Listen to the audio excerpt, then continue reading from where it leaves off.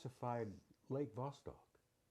They took it away from JPL, who was monitoring it, and with satellites and all. You're familiar with Lake Vostok in Antarctica? No. Oh, no. Oh God, that's a sensitive story in itself.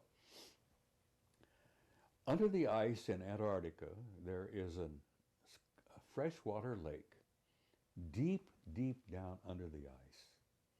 That's 100 miles long and about 50 miles wide. Fresh water. The temperature in the damn lake is about 65 degrees, which is pleasant swimming, you might say.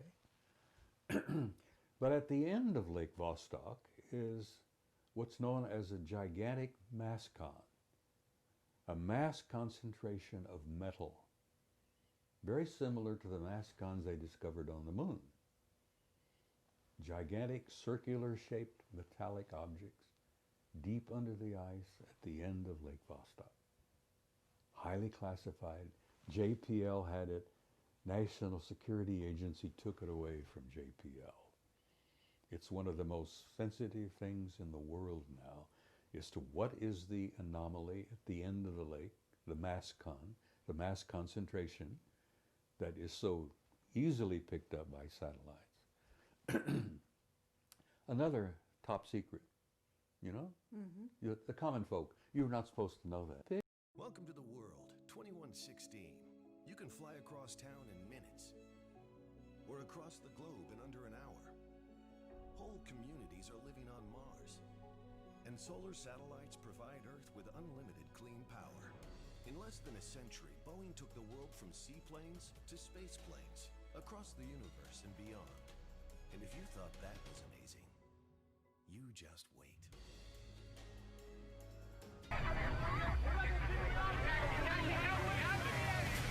My God. Since their arrival, there's been no contact with any of the 29 ships now hovering over the major cities of the world. Sergeant, I'm FBI. I'm looking for my son. Everybody is looking for their son. Mom!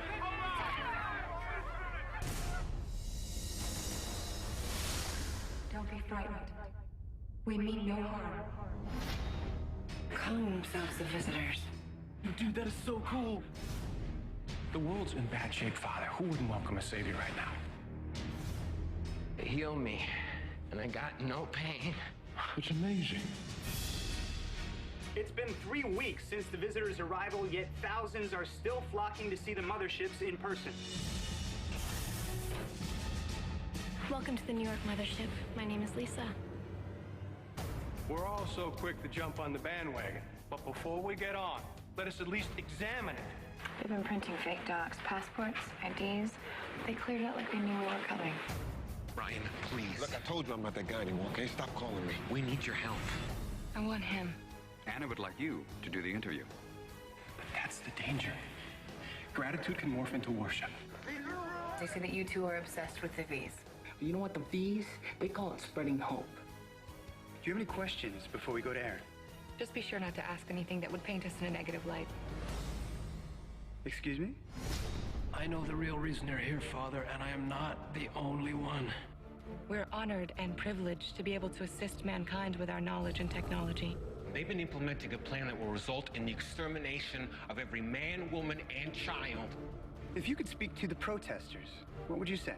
That embracing change is never easy, but the reward for doing so can be far greater than anything you can imagine. They gain trust with the promise of friendship, and of course all they're really doing is positioning themselves as the saviors of mankind. They're arming themselves with the most powerful weapon out there. What's that? Devotion. What do we do now? We'll fight. We're in the process of the early stages of building. We drilled 4 large tunnel-like holes.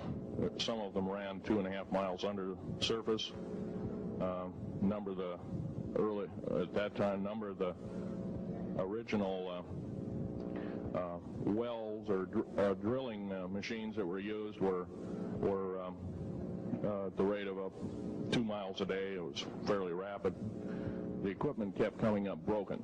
So we wanted to go down, we wanted to send somebody down there, a human observer, or human observers in this case, to find out what was going on. Well, to our total surprise, first of all, the government knew all about it. They didn't tell anybody. When I saw Green Beret and Black Beret people encamped inside of our geologist camp, I knew something was up, the gig was up. First of all, I knew all about the alien agenda. I'll explain that in a few minutes. The large alien grays had been encamped there for, as best as believed possible, about 400 or 500 years. It had been one of their internal bases. And we drilled holes right on top of it. All the stinking air, all the black sooty air came right out as soon as the first hole was sunk, and all this soot came up, and well, that's when all the hell broke loose, really, all started. Anyway, after we drilled all 4 holes, it took about 2 days to drill all 4 of them. And when you build an underground base, you drill 4 basic holes, and then you build called stopes or cross-member holes across, and then you use blasting equipment, special blasting equipment by the analyzation of the rock formation, and you literally blast out or tunnel out or deflagrate or melt rock out to build the large rooms that are required for this underground base. Well, in this process, I was lowered down the basket of one of these holes, and about from me to this elderly woman here in the front was sitting a 7-foot-tall alien gray. The stench was worse than the worst garbage can you can imagine. The person was, the entity was absolutely horrible. I didn't waste any time. I reached for my pistol. At that time, as an engineer, I didn't have time to carry all the folderol of one of these big submachine guns that all the sea spray and the yellow fruit and all the outer perimeter and inner perimeter security people carried. I carried a little Walter PPK pistol with a 9-shot clip. This is in late August of 1979. Now, you got a regular suit of clothes, you got a regular clothes on, plus you're in almost like a spacesuit environment, and you're reaching for a gun. It's not the easiest thing to do, and then to pop a clip in it and start shooting. And I killed 2 of them. Yes, they're mortal, and they do die. However, in the process, one of them did this. All I remember is that he just kind of waved his hand in front of his chest, and the next thing I know, this blue beam hit me and just literally opened me up like a fish, and burnt my fingers right off of me. And it was some form of electrical force, because the kind of like being hit by a lightning bolt burned all my toenails off of me. Completely crispy crittered my left foot, burnt the shoe right off of me.